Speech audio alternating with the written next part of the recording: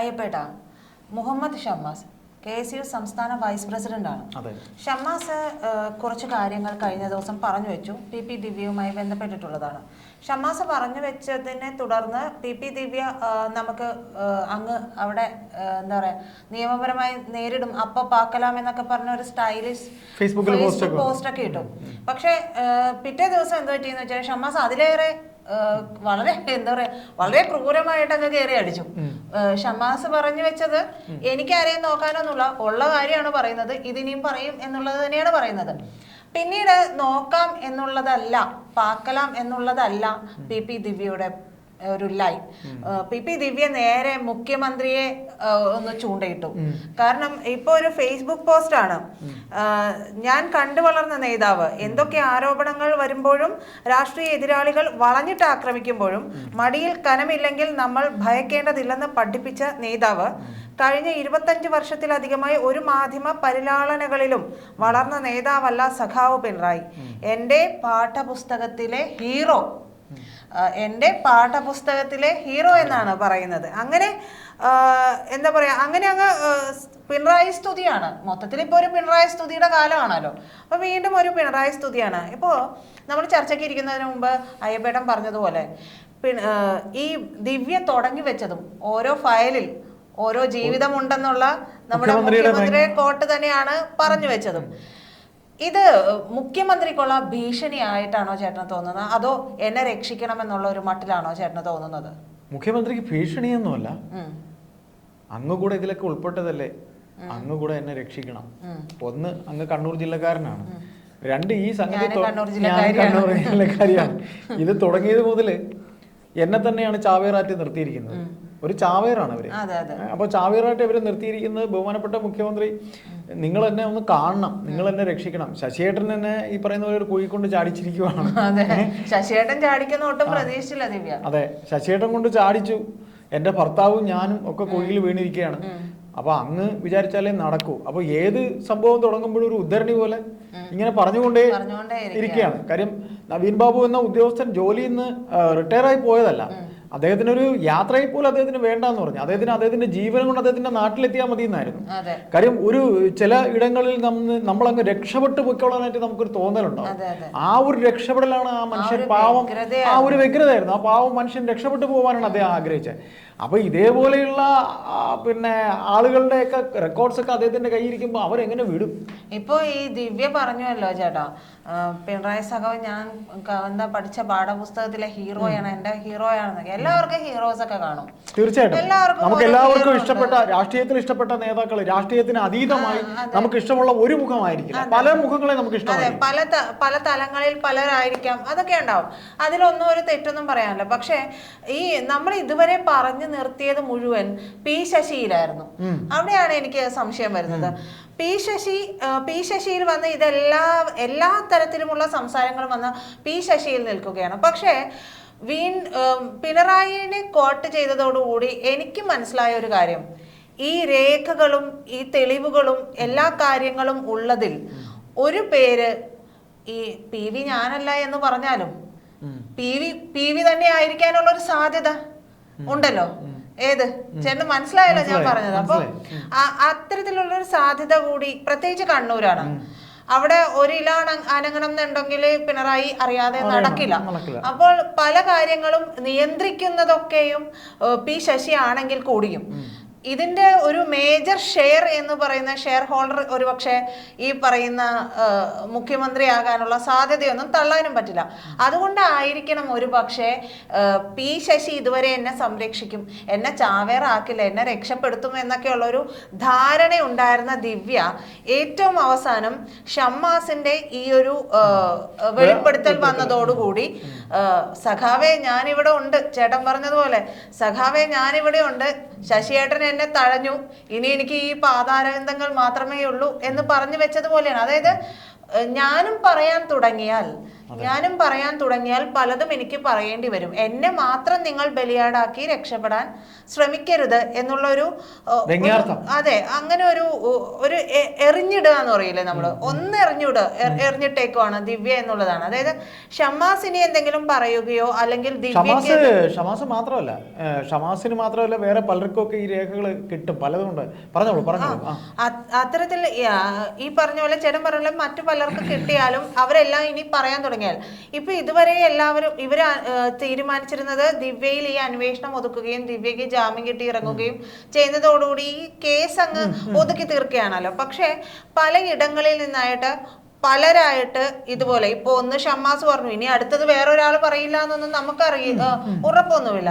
ഇപ്പൊ വീണാമണി സംസാരിച്ചപ്പോഴും പറഞ്ഞു പല രേഖകളുമുണ്ട്. കളക്ടർ അരുൺ കെ വിജയനുണ്ട്, അരുൺ കെ വിജയൻ അറിയാണ്ട് ഒന്നും നടക്കുന്നില്ല എന്ന് പറഞ്ഞു. പക്ഷെ അവിടെയും അരുൺ കെ വിജയനെ സംരക്ഷിച്ചു നിർത്തിയിട്ട് ദിവ്യയെ ബലിയാടാക്കാൻ തന്നെയുള്ള ഒരു ശ്രമം ഈ CPM നടത്തുന്നുണ്ട് എന്നുള്ളതാണ്. ഈ CPM-ന്റെ ഉള്ളിലെ ഭിന്നതയെ പറ്റിയിട്ട് നമ്മൾ കഴിഞ്ഞ ദിവസവും ഇന്നലെയൊക്കെ സംസാരിച്ചു. അപ്പോൾ ഈ ഭിന്നതയുടെ ഭാഗമായിട്ട് കൂടി ദിവ്യയെ ഇത്തരത്തിൽ കരുവാക്കുകയാണെങ്കിൽ, കളക്ടറെ മാറ്റി നിർത്തുകയും ദിവ്യയെ കരുവാക്കുകയും ചെയ്യുകയാണെങ്കിൽ ദിവ്യയ്ക്കും പലതും പറയേണ്ടി വരുന്ന ഒരു അവസ്ഥ കൂടിയാണ്.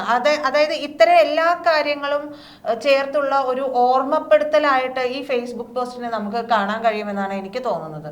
അതായത് ഇതിൽ ഒരു കാര്യം ഉറപ്പാണ്, പി ശശി എന്ന ഗോഡ് ഫാദർ തന്നെ ഇനി അധികം സംരക്ഷിക്കുന്നത്, പി ശശിയുടെ സംരക്ഷണം ഒരു പരിമിതിയുണ്ട്, അതിനപ്പുറം പി ശശിയുടെ സംരക്ഷണം പോവില്ല.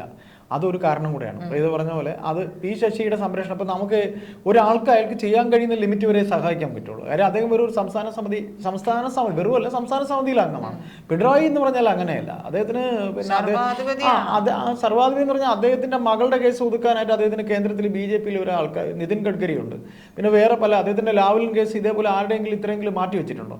അപ്പോൾ അദ്ദേഹത്തിന്റെ ഒരു ഹെൽപ്പ് ഇവർക്ക് വേണം എന്നുള്ള രീതിയിൽ തന്നെ കൂടെയാണ്, അദ്ദേഹം കൂടെ എന്നെ കാണണം എന്ന രീതിയിലാണ് പറയുന്നത്. പിന്നെ രണ്ട്, ഈ CPM എന്ന് പറയുന്ന പാർട്ടിയിൽ ഇത്തരത്തിൽ പ്രശ്നങ്ങളൊക്കെ ഉണ്ടെങ്കിൽ അതൊരു പാർട്ടി ഫോറത്തിലേ അവർ പറയുള്ളൂ. ആ പാർട്ടി ഫോറത്തിൽ പറയുന്നത് നമ്മൾ വെളിയിൽ അറിയുകയും ചെയ്യും. കാര്യം ഒന്ന്, PP ദിവ്യയുടെ ഭർത്താവും പിന്നെ ശശിയും പിന്നെ ദിവ്യയും കൂടെ ചേർന്നുള്ള ബിസിനസ് മാത്രമല്ല. നമ്മൾ മനസ്സിലാക്കണം, ഈ പ്രശ്നങ്ങൾ ഉണ്ടാകുന്നതിൻ്റെ തുടക്കം ഒരു പെട്രോൾ ബങ്കിൻ്റെ കാര്യത്തിലാണ്. അപ്പോൾ അത് നിരവധി ഇത്തരത്തിൽ സ്ഥാനത്തും അസ്ഥാനത്തും അവിടെ പമ്പുകൾ ഉണ്ടായിട്ടുണ്ട്. ഈ രണ്ടാമതൊരു ഭരണം കൂടെ വന്നപ്പോൾ ഇനി ഒരു വേള ഭരണം ഇല്ലെങ്കിൽ സഖാക്കൾക്ക് എല്ലാവർക്കും ജീവിക്കാനായിട്ട് ഇതേണക്കുള്ള സംഭവങ്ങളെല്ലാം ഉണ്ടാക്കിയിട്ട് കൊടുത്തിട്ടുണ്ട്. അർഹതപ്പെട്ടതും അർഹതപ്പെടാത്തതും, കയ്യേറിയ ഭൂമിയും അല്ലാത്ത ഭൂമിയും, ഇങ്ങനെയുള്ള കാര്യങ്ങളെല്ലാം കണ്ണൂർ ജില്ലാ ഘടകത്തിനകത്ത് അതിഭീകരം. ഇപ്പോൾ ദിവ്യയ്ക്കറിയാം, ദിവ്യ മാത്രമല്ല ഈ വെട്ട് നടത്തിയിട്ടുള്ളത്. വെട്ട് നടത്തിയവർ ഒരുപാട് പേരുണ്ട്. അപ്പോൾ ദിവ്യ പറയുകയാണെങ്കിൽ പാർട്ടി ഫോറത്തിൽ പറയും, ഇല്ലെന്നുണ്ടെങ്കിലും ഇതേണക്കുള്ള രഹസ്യങ്ങൾ ഒരുപാടുണ്ട്. സഖാവ് ഞാൻ മാത്രമല്ല ഉള്ളത്, സഖാവ് ഒന്ന് കണ്ടേക്കണം, സഖാവ് ഇതിൽ കൂടെ ഒന്ന് കണ്ണ് വെച്ചേക്കണം എന്ന് പറയുന്നതിൻ്റെ അർത്ഥം ഈ കേസ് എങ്ങനെയാണ് ഞാൻ മാത്രം ബലിയാടാവുകയാണോ എന്ന രീതിയിലാണ് ഇത് പോയിരിക്കുന്നത്. ശരിക്കും CPM-ൻ്റെ ഒരു തന്ത്രമായിരുന്നു ഇവർ പിന്നെ നവീൻ ബാബു ആത്മഹത്യ ചെയ്ത് ഇവരുടെ സംസാരം കൊണ്ടാണ് ആത്മഹത്യാ പ്രേരണ കുറ്റത്തിന് അറസ്റ്റ് ചെയ്തു, അവർ ജാമ്യത്തിൽ വിട്ടു, അത് ഓക്കെ. പക്ഷേ ഇതിൻ്റെ ഈ സംഗതി ഇനിയിപ്പോൾ ഇവരിൽ കൊണ്ട് തീരുമോ എന്നുള്ള കാര്യത്തിലും ഒരു കാര്യം, CBI അന്വേഷണത്തിലേക്കൊക്കെ പോയാൽ ഒരു ദിവ്യയിലൊന്നും ഈ കേസ് നിൽക്കില്ല. അത് പാർട്ടിയെ വല്ലാതെ പിടിച്ചുലയ്ക്കുന്നുണ്ട്. അത് എന്താകും കാര്യം, നമുക്കത് വെളിയിൽ പറയാൻ ബുദ്ധിമുട്ടുണ്ട്. എങ്ങനെയാണ് ഈ വിധി പോയതെന്നൊക്കെ പറയാതെ തന്നെ ജനങ്ങൾക്ക് അറിയാവുന്ന കാര്യമാണ്. അപ്പോൾ ഈ വിധി പോയി കഴിഞ്ഞിരിക്കുന്നു. പക്ഷേ ഡിവിഷണൽ ബെഞ്ചിലേക്ക്, കാര്യം നമ്മുടെ പല സുഹൃത്തുക്കളും വഴി അറിയുന്നത് ഇനി അധികം ഹൈക്കോർട്ടിൽ ഈ കേസ് കിടന്ന് കറങ്ങില്ല, നവീൻ ബാബുവിൻ്റെ കേസ് സുപ്രീം കോടതിയിലേക്ക് തന്നെ പോകും അവർക്ക്. പിന്നെ മറ്റൊന്നുകൂടെ അറിയുന്നു, അവരുടെ കുടുംബത്തിൽ തന്നെ അദ്ദേഹത്തിൻ്റെ ബ്രദറൊക്കെ അത്ര കണ്ട്, ഈ ഒരു അനിൽ എന്ന് പറഞ്ഞൊരു അഡ്വക്കേറ്റാണ് അവർക്ക് ഏറ്റവും സപ്പോർട്ടുള്ളത്. ബ്രദർ ഒന്നും അത്ര കണ്ടെന്നൊരു ഊർജ്ജം നേരെയുള്ളൊരു ബ്രദറൊന്നും അത്ര ഒരു ഊർജ്ജത്തോടെ നിൽക്കുന്നില്ല എന്നൊക്കെ വെളിയിലും സംസാരമുണ്ട്.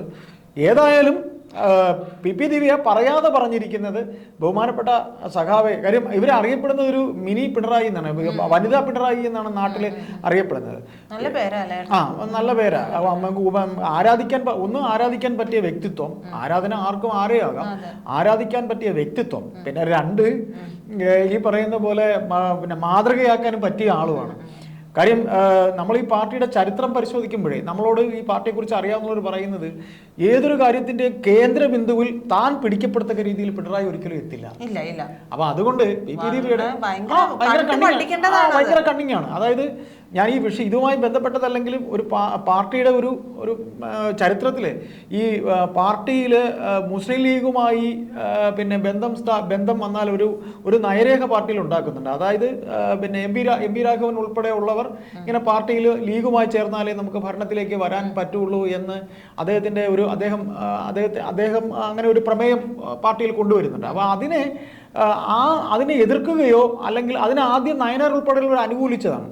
പക്ഷെ അതിലും താൻ ഒന്നിലും പെടാത്തവനാണ് എന്ന രീതിയിൽ നിന്ന് അന്നും പിണറായി അന്നും അതെ ഇന്നും അതെ.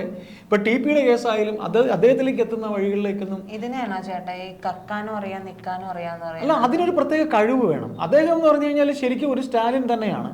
സ്റ്റാലിൻ എന്ന് പറഞ്ഞാൽ ഭയങ്കര ഭരണകർത്താവല്ലേ. ഒരു ഇത്ര വർഷത്തേക്ക് ഇപ്പൊ ഞാൻ ചോദിക്കട്ടെ, നമുക്ക് നാളെ ഒരു ദിവസത്തേക്കുള്ള പ്ലാനിങ് പോലും നമ്മുടെ കയ്യിലില്ല അല്ലേ. അടുത്ത 10 വർഷത്തേക്കുള്ള പ്ലാനിങ്ങോടെ ആയിരുന്നു ഇദ്ദേഹം പാർട്ടിയിൽ അദ്ദേഹത്തിൻ്റെ പാർട്ടി അംഗത്വം കിട്ടിയത് മുതൽ ഇന്ന് വരെ അദ്ദേഹം ഉണ്ടായിരുന്നത്. MVRനോടൊപ്പം നിന്ന് MVRനോടൊപ്പം പാർട്ടിയിൽ പല സംഘടനകളിലും കൂടെ നിന്നിട്ട് അവസാനം MVRനെയൊക്കെ കൈ ഒഴിഞ്ഞിട്ട് MVR പോയി കഴിഞ്ഞപ്പോൾ അടുത്ത തനിക്കൊരു നേതാവാകാം എന്നുള്ളൊരു കാര്യം VSനെ കൂടെ കാര്യം ഇപ്പോഴത്തെ മുഖ്യമന്ത്രി 3 ടേം മുഖ്യമന്ത്രി ആയിരിക്കാൻ വേണ്ടി ആഗ്രഹിച്ച ഒരാളാണ് അദ്ദേഹം. അപ്പൊ അതുകൊണ്ട് PP ദിവ്യ ചെറിയ ആഗ്രഹങ്ങളാണ്. അല്ല അദ്ദേഹത്തിന്റെ പക്ഷെ അതൊക്കെ എന്താന്ന് വെച്ചാലേ ഈ നടപ്പാക്കാനുള്ള ഒരു അത് സമ്മതിച്ചു എക്സിക്യൂട്ടീവിനുള്ള കഴിവ് വേണം. അത് ഭയങ്കരമായിട്ട് എക്സിക്യൂട്ട് ചെയ്യണം. ഇപ്പോഴും പറയപ്പെടുന്നു കോൺഗ്രസ് വരുമെന്നൊക്കെ പറയുമ്പോഴും ഇത് കേരളമായതുകൊണ്ടും ഈ കേരളത്തിലെ ആളുകളെ എങ്ങനെ കയ്യിലെടുക്കണമെന്നും പിണറായിക്ക് കൃത്യമായിട്ട് അറിയാം. ഏറ്റവും ലാസ്റ്റ് മൊമെന്റിൽ ചേട്ടൻ നോക്കിയോളൂ, എനിക്ക് തോന്നുന്നു ഇത്തവണയും പിണറായി വരാനുള്ള സാധ്യതയുണ്ട്. ആലോചിക്കാൻ നിവൃത്തിയില്ല. അതൊക്കെ ആലോചിക്കുമ്പോഴത്തേക്ക് പ്രീതയ്ക്ക് ഇപ്പം ഞാൻ പറയുന്ന പോലെ തിരുവനന്തപുരത്ത് തന്നെ ജീവിക്കുന്ന ഒരാളാണ്. നമ്മുടെ ജോലിയുടെ ഭാഗമായിട്ടൊക്കെ സെക്രട്ടേറിയറ്റിലൊക്കെ നമുക്ക് ഒരുപാട് തവണ പല സർക്കാരുകളിലും മന്ത്രിമാരെയൊക്കെ നമ്മൾ കണ്ടിട്ടുള്ളതാണ്. സത്യം പറഞ്ഞാൽ ഇപ്പോഴൊക്കെ ഉണ്ടല്ലോ, നമുക്ക് ഒരു മാധ്യമ പ്രവർത്തകൻ അല്ലെങ്കിൽ ഒരു മാധ്യമവുമായി ബന്ധപ്പെട്ട് ജീവിക്കുന്ന രീതിയിൽ പോലും നമുക്കവിടെ കയറാൻ കഴിയുന്നില്ല. അത് മാത്രമല്ല ഭയങ്കരമായ സ്വേച്ഛാധിപത്യം ഉണ്ടെന്നേ. നമുക്ക് അത് നിങ്ങളോടൊന്ന് പറഞ്ഞാൽ നമുക്ക് പറഞ്ഞു വിവരിക്കാൻ കഴിയില്ല. കാരണം ഇനി ഒരു ടേം കൂടെ ഇവർ ഭരണത്തിൽ വരികയാണെങ്കിൽ അത് പറഞ്ഞറിയിക്കാൻ പറ്റാത്ത ഇതിലേക്ക് തന്നെ വരുമ്പോ അല്ല, ഇതിൽ ഒറ്റ കാര്യമുള്ളൂ. PP ദിവ്യ പിണറായി എന്നെ കാണണം എന്ന് പറയുമ്പോഴും ഒരു കാര്യമായ ഒരു സംഗതിയിലേക്ക്, അതായത് താനും കൂടെ ഇടപെട്ട് പിന്നെ PP ദിവ്യയെ രക്ഷിക്കും, അതായത് PP ദിവ്യയെ പിണറായി രക്ഷിക്കുമെന്ന് PP ദിവ്യ വിശ്വസിക്കുന്നുണ്ടെങ്കിൽ ഒരിക്കലുമില്ല. കാര്യം അദ്ദേഹം ഒരിക്കലും മെയിൻ സ്ട്രീമിൽ അദ്ദേഹത്തിൻ്റെ നേരെ കുന്തമുന വരുന്നതിലേക്ക് അദ്ദേഹം ഒരിക്കലും വരില്ല. അതാണ് അദ്ദേഹം ഒരു വരാൽ മീൻ എന്നൊക്കെ പറയില്ല, അദ്ദേഹം വഴുതി മാറും എന്നുള്ള ഇതിൽ PP ശശി അവസാന നിമിഷം, അതായത് പിണറായി വിജയന്റെ സർവ്വ കച്ചവടങ്ങൾക്കും കൂട്ടി നിൽക്കുന്ന ആളാണ്. PP ശശി അല്ല, ക്ഷമിക്കുക, P ശശി എന്ന് പറഞ്ഞു കഴിഞ്ഞാൽ എല്ലാ കച്ചവടത്തിനും കൂട്ടുണ്ട്. അതായത് P ശശി ഒരു ഫയലിലങ്ങ് ഡയറക്റ്റ് ഒപ്പിടാൻ പറ്റില്ല, മുഖ്യമന്ത്രിയുടെ കൺസേൺ ഉണ്ട്. അപ്പോൾ അവർ തമ്മിൽ സംസാരിച്ചിരുന്നാലും ശശിക്ക് ഒരു വേള അദ്ദേഹമായിട്ട് സംസാരിച്ചാലേ ഏത് കൺസേണും ചെയ്യാൻ പറ്റുള്ളൂ. പിന്നെ ഈ പാർട്ടിക്കകത്ത് P ശശിയെ അങ്ങ് സംരക്ഷിച്ച് നിർത്തിക്കോളാമെന്നൊന്നും അദ്ദേഹത്തിന് ഒരു ഇതുമില്ല. ചിലപ്പോൾ ശശിയെ അദ്ദേഹം കൈ ഒഴിഞ്ഞളയും. പിണറായിക്ക് അങ്ങനെ ഇന്ന ആള് വേണമെന്നൊന്നും അദ്ദേഹം കൈ ഒഴിയും, ഈ പാർട്ടിയും കൈ ഒഴിയും. അതാണ് ഈ പാർട്ടി. അപ്പൊ അതുകൊണ്ട് ദിവ്യ പോസ്റ്റ് ഇട്ടത് കൊണ്ടോ പിന്നെ ഈ പറയുന്ന പോലെ അദ്ദേഹത്തിനെ പുകഴ്ത്തിയത് കൊണ്ടോ ഒന്നും കാര്യമില്ല. അവസാന ഭാഗത്ത് താനും കൂടെ ചെന്ന് എന്തിനിതിനെ ആക്കുന്നു, തനിക്കെന്ത് കാര്യം എന്ന് ചിന്തിച്ച് മാറിക്കളയുന്ന വ്യക്തിയാണ് പിണറായി എന്നുള്ള കാര്യം നാളിതുവരെ നമുക്ക് പല കാര്യങ്ങളും TPയുടെ കേസ് മുതൽ പല കാര്യങ്ങളിലും നമുക്കിത് അറിയാവുന്നതാണ്.